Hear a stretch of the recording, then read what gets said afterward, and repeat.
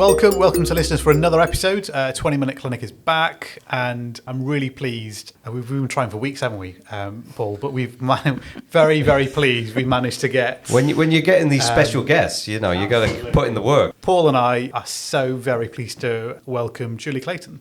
Hello. There's an intro. That's good, Bill, right? Yeah. It's many emails. We've got a couple of reschedules, but so grateful you've joined. I really keen to hear Julie's story today, and I think for me, having been almost when I was a registrar and Julie looking after me during my ITP at the CCG, I've got a real soft spot for Julie because she was so influential with making sure I can kind of have the confidence to do the stuff I'm doing at the moment, really. So Julie, I just want to touch upon what's the journey that you've been on? Where have you been? Oh gosh, lots of places. Probably not a very conventional journey to lead a hospice, but before that I worked for the NHS. I worked for the CCG as it was around comms and engagement, which was working with communities, telling stories about how the NHS was improving, changing. Before that I worked for the BBC for 15 years, reporting, presenting, newsreading, plumbing. You're feeling at home with the headphones back on here. Absolutely, it's quite nice. I'm like, here we go again. And then before that, newspapers. And then before that, I grew up in Cumbria, so I can lamb a sheep, I can pull a pint. Wow. I'm not a very good waitress. Okay. And I worked in C&A. Wow. Amazing. Yeah. I love that. Fantastic. The hospice. So, Julie, tell me about your sort of journey, your role as CEO of hospice locally. So I run Eden Valley Hospice, which has been around since 1991, and Jigsaw, Cumbria's children's hospice, which has been there not quite as long, and it's the best job in the world. Brilliant. I absolutely love it. It's a really positive, engaging, happy environment, which might sound a bit not what you'd expect, but no, it's fantastic. The team there are amazing. There's a real clear focus on what we're there to do and how we're there to do it, and it's just an absolute pleasure to walk through the adult inpatient ward or through Jigsaw and see people in action and see people absolutely responding to patients, to their families. You know, loads of challenges. Hospice funding's very much in the news. We know that access to palliative care isn't as equitable as it should be, isn't as easy as it should be, isn't as joined up as it should be. That's here, but it's also right across the UK. And there's a lot of work to do to make sure that people have the right access, that people understand what hospices are about. And sometimes it's quite difficult when you say it's about the living, not the dying, because you're providing an end-of-life service, but it is absolutely the place where the conversation changes from being what's wrong with you to being what's important to you. I love that. That's so nice, isn't it? It's a good way of putting it. That's amazing. And it is a really wonderful place to be, and there are great people who have championed good end-of-life care. We're really lucky in North Cumbria that we've got Hospice at Home Carlisle, North Lakeland, and Hospice at Home West Cumbria, and they've got teams going out and doing that in people's homes, and we join up, work together very well. It's a great resource for our community, but also a brilliant resource for our health and care system to have. Yeah, I mean, that's amazing to kind of know you've got that degree of working, what is effectively a charity organisation, isn't Absolutely. it, really, the hospice, but also the joined up elements of this. I mean, this is really nice. A lot of our listeners, so we've got, may well have students, trainees, as well as colleagues who work in primary care. They just don't know about that work that goes on. And that's one of the biggest challenges. And I always kind of laugh and say it's the job that'll never be done, is telling people that we're here and what we do. And that's, because there is churn in the system, people are only here for a short while and they move on. Because we have a lot of people who've maybe come from overseas and don't have hospice services in the same way, so there maybe isn't that understanding. Because people have ideas about what we are. I have had people say to me, you only do the nice stuff and, the easy stuff. And I'm like, you could not be more wrong. We do complex, difficult, gnarly end stuff. All the stuff that we do is hard. And we are a resource. So our primary care community have access to us 24/7. If you're struggling with something, you can ring up and speak to the medical team. And we provide a 24/7 service, which, I could sit and talk about the funding of that for a long time. I won't. We're there 20 to minutes, help Julie, people. 20 minutes. Absolutely. We are here to be helpful to people. Don't sit and struggle. If you're dealing with something which is complex, pick up the phone and ask. If you don't know what we do, you don't know how we work, get in touch, come and visit, come and have a look round, come and meet people, talk to them. I can't really highlight that even anymore. Having been in a scenario when I was out doing an out-of-hour shift, really difficult scenario about what to do with an end of life scenario, and they were incredible. The medical team, we spoke to them, just really at extremes about what to do, and they really helped with a bit of guidance. To definitely appreciate that. And having had a tour from you, Julie, around hospice recently, it's an amazing place. And I think, I'd echo that as well about opportunity to go and visit. It's lovely. People are frightened, aren't they? And you don't know what you don't know. But we find that people that come in like, oh, I wish I'd known about this. I wish I'd understood it better earlier. Yeah. We just want to embrace people. Come and see. We're here. We're a resource for you. If you want any help, let us know. Do you find that it's useful as a clinician then to see that side of it all as well then? And should other clinicians look to find out more maybe? I think it depends. I mean, before I went in, I kind of imagined what it would be like to kind of go in a hospice, a nice, welcoming environment. But I think I was taken aback about some of everyone's really friendly, incredibly friendly. But the atmosphere in that place was quite relaxed, quite welcoming almost. Whereas hospices, I think they traditionally have a reputation of you go in for one thing and then you kind of don't leave almost. Yeah, only one way out. Absolutely. Yeah, probably between a quarter and a third of our patients will go home or will go to another care setting. A lot of it's about getting symptoms under control. So if you've got multiple illnesses that you're managing, you've got drugs fighting with each other, actually coming into the hospice and letting us have a look at you as a person in the whole, looking at everything and getting things under control means that you can go home and the rest of the life that you have will be better quality. And I think there's probably a lack of understanding that a lot of it is about that kind of symptom control, get you back, get you home. And the feedback that we get is that the people often say, it's so peaceful, it's so calm, it's so welcoming. And I think if you've been on a hospital ward where it's very noisy and the lights are on all night, I think it can be a real relief to be in your own room looking at a garden where you can switch the lights off if you want to. I mean, that's amazing, isn't it? It's amazing we've got that resource available to us in the region. I would say please keep supporting us so that we are still here for you in the future. We'll plug that link at the end. Absolutely. Well, what about Jigsaw? I'm keen to hear more about how's that going for you? Jigsaw's great. So it kind of blows my mind a little bit that we use the word hospice for adults care and children's care. Our relationship with children is different. It's a long-term relationship with children and their families or their caregivers over a long period of time while their illness condition may deteriorate. So we do a little bit of end of life. We do have deaths that we support families through, absolutely, but the vast majority of the work in the children's hospice is that respite. So very, very medically complex young people whose prognosis is not for a long life. And it's that giving the families a break, giving the children, we have young people that have been with us for years. They get sick of being at home. They want to have a bit of crack with somebody else. We have children that are very medically complex, that are very difficult to be managed in other environments. And it's quite interesting. You often get the adult nurses saying, oh, children scare me, because you know what kids are like. They can go off very quickly. Nurses in Jigsaw might be, making glittery cards and having fun one minute, and they might be changing a trachea the next, might be putting a child onto a ventilator, might be doing peg feeding. It's a really interesting role. And because we are here, we have a number of children's specialist nurses that we wouldn't have in this area if we didn't have Jigsaw. So there's a bit about kind of feeding that wider system. We know that some of our nurses will go on to become CCNs, or we know that we'll get other nurses will come and be with us.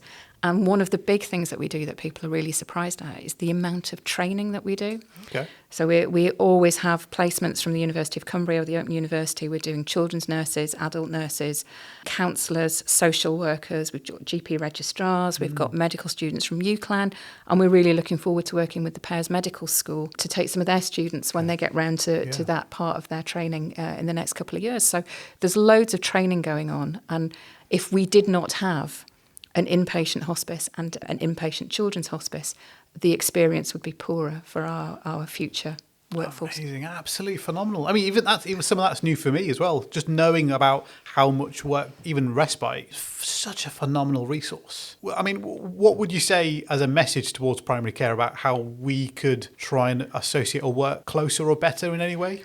So I think there's one thing about knowing us, the doors are always open. If you want to come and have a look around, you're a medical, nursing, clinical professional, absolutely get in touch, come and have a look. That's great. If you are managing end of life, and a lot of end of life is managed by general practice and is in primary care, a lot of end of life never needs to go near a hospital or a hospice. You're just getting on and doing it. It's complicated stuff. Don't sit in silence, get in touch. Okay. And if you're caring for a family with a very complex child with a limited life expectancy with significant medical complexity, if you haven't referred them to Jigsaw, why not? Okay. Do it. All We're right. here. You may not meet our criteria. We are looking after the most poorly, but absolutely have those conversations. And if you don't know, come and have a look. Fantastic. I mean, I suppose it's just another asset, another resource available Yeah. in the landscape for some really complicated stuff. Another thing that we do, I should mention, I'll be in trouble if I don't mention, particularly with Jigsaw, is that we provide after-death care as well. So you may have a child that dies in the community. It may be an unexpected death, maybe an expected death. We can, and we work with the coroner's service very carefully over this, you can come to Jigsaw and be cared for in our butterfly room, which is a cold room, which we work with funeral directors as well to make sure that we're doing everything appropriately.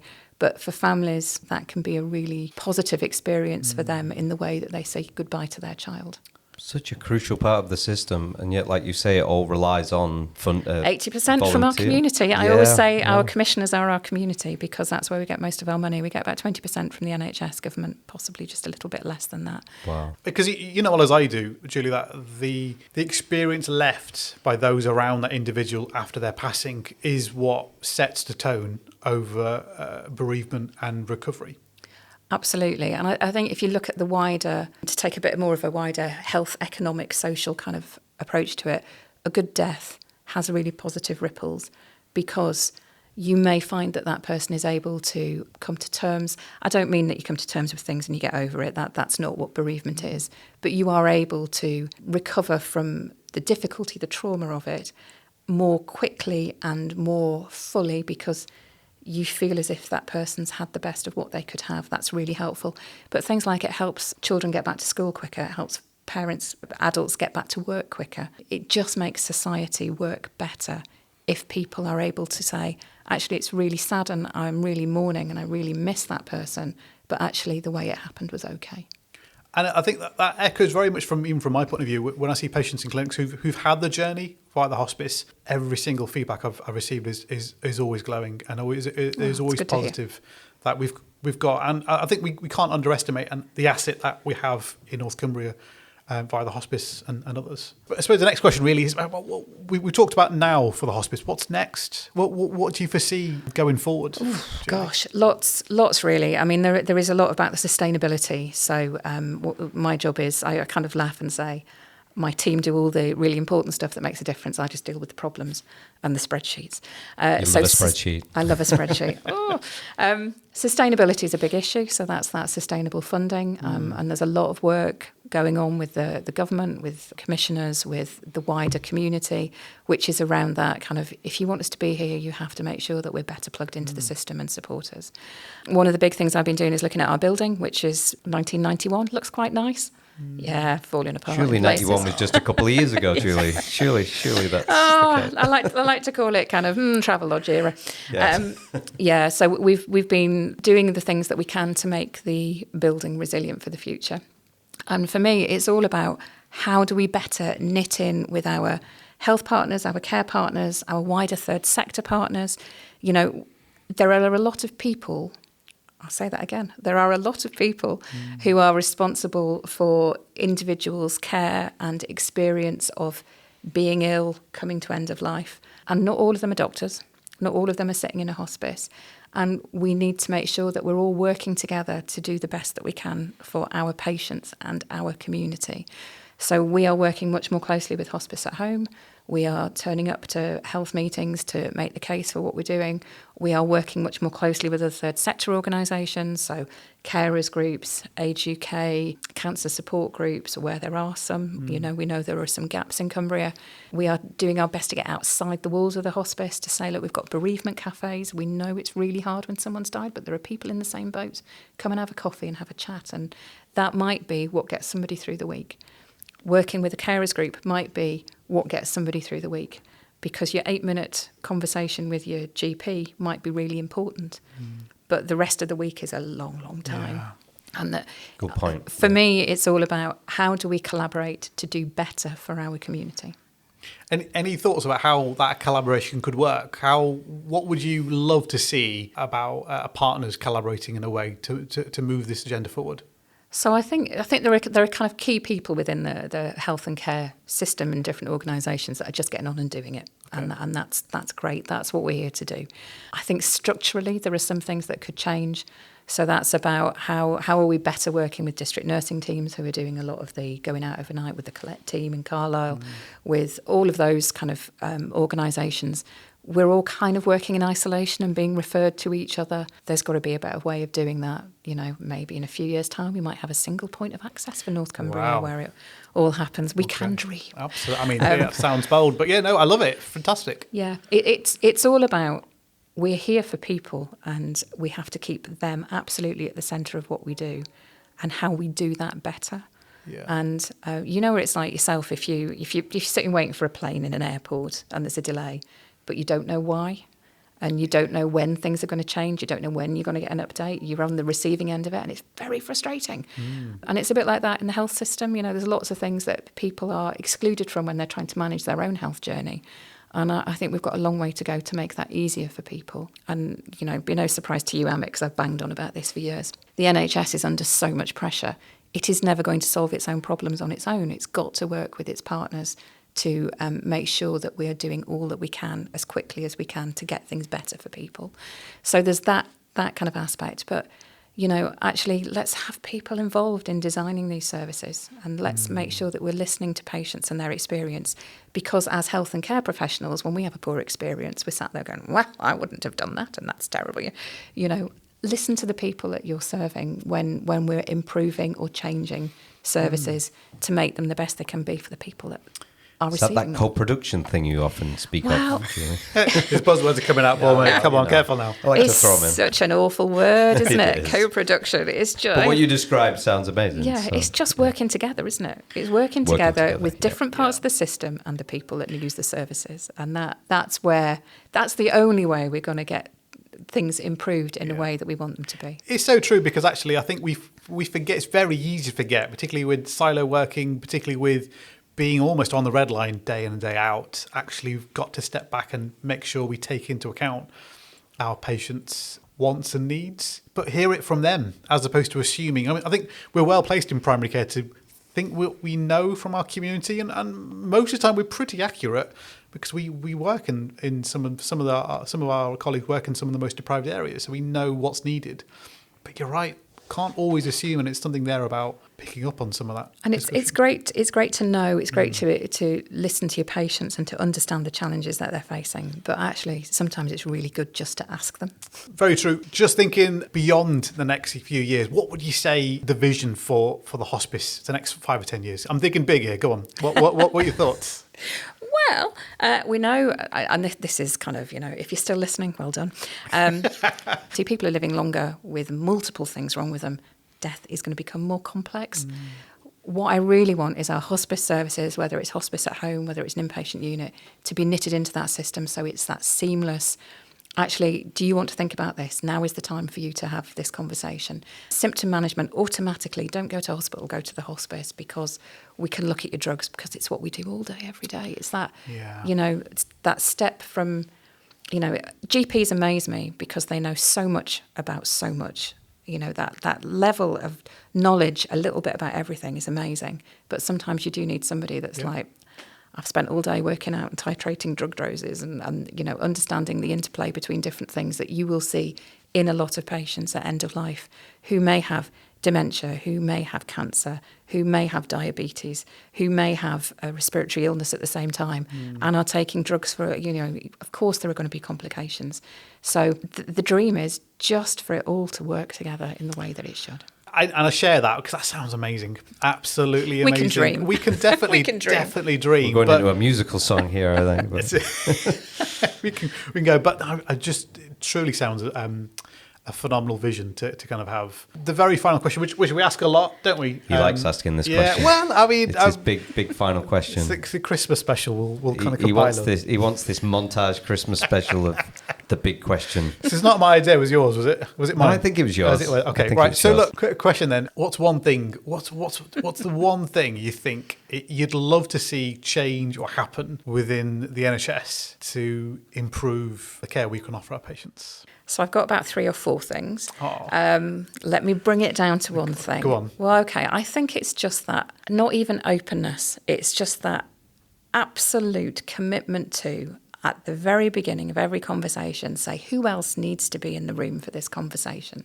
and look at our vibrant third sector with many organisations really struggling financially. Instead of thinking we could do this or we could reinvent it, saying come into the room and help us with it and work it out. If you're having a secondary care conversation, make sure somebody from primary care is there. If you're having a primary care conversation, make sure somebody from secondary care is there. Mental health team should be in all the time. All of that, bringing all of that system together and not just going off in isolation with here's a problem, let's try and fix it this way. It's that stopping and thinking, how can we do this together? I think that would make a significant difference. Again, I mean, it's so true and so refreshing to hear, if I'm honest with you, Julie, because you're right, that there is a risk of that siloing and that working in different directions, particularly when the NHS is being asked to change, to adapt. Actually, the risk is doing it in isolation. You might end up in a real mess. And also, when people need to do things quickly, it slows it down involving other people, and that's a frustration. But actually, if you get something better, it's worth that just kind of like taking a breath and thinking. Do you need a truckload of money to do that? Ultimately, it'd be lovely to know that there's additional resources there, but the point about setting the agenda and talking it through, I think it's incredibly powerful. Well, I run a charity, so I'm always going to say extra money. If you're going to bring people in from the third sector, make sure that you're supporting them to be able to do that. But actually, it's about the will of leadership, and it's having leaders that believe in the right thing for their patients is for us all to be working together around them and to be role modelling that and enabling their staff and their teams to do that. Amazing. I've really enjoyed this episode. It's been so nice and inspiring. And it has actually, because even I've enjoyed coming and keeping in touch with you, Julie, since my GP registrar days, and hearing the journey that we've both been on. I think it's just phenomenal, the work that's been done at the hospice, and my experience is overwhelmingly positive. And just on behalf of you and the hospice and our third sector colleagues, just phenomenally thank you. It's amazing the work you do. You're very kind. Julie, thank you so much for coming on. There's so much more to that. We feel as though we haven't even scratched the surface. So it'd be amazing to get you back on and just hear about a really interesting career involving comms, the BBC even, and the old CCG days. It'll be really interesting to hear your reflections at another time. But no, for today, thank you so much for coming in. Thank you.